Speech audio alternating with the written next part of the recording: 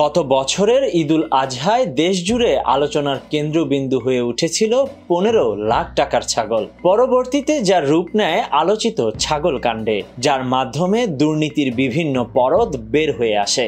সামাজিক মাধ্যমে চলে আলোচনা, সমালোচনা ও ব্যঙ্গ।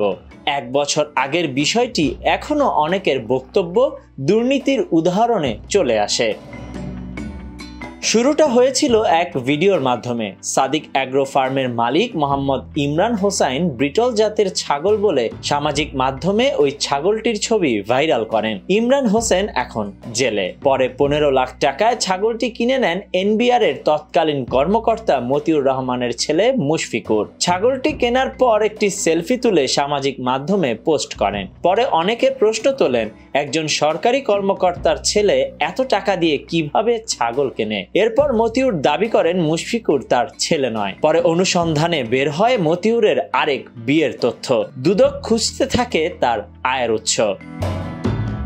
তবে মুশফিকুর ছাগলটি কিনলেও সেটি নেননি। সেটি রয়ে যায় সাদিক অ্যাগ্রোর মোহাম্মদপুরের খামারে। এদিকে খামারটি সরকারি জমিতে গড়ে তোলা হয়েছে জানিয়ে 2024 সালের জুনে সেটি ভেঙে দেওয়া হয়। এ সময় খামারের গরু ছাগল সরিয়ে নেওয়া হয় সাভারের নিজেদের আরেকটি খামারে। ওই দিন আবারও দেখা গিয়েছিল আলোচিত সেই ছাগলটিকে।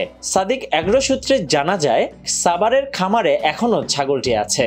সাদিক অ্যাগ্রোর একজন কর্মকর্তা গণমাধ্যমকে জানান, ছাগলটি খামারেই আছে, বিক্রি না করে তারা এটি দরিদ্রদের মধ্যে বিলিয়ে দেওয়ার চিন্তা করছেন।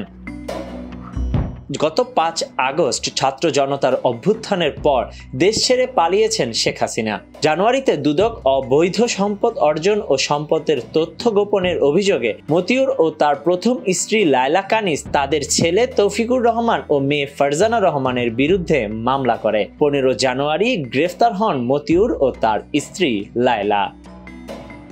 Desk report, news now 24।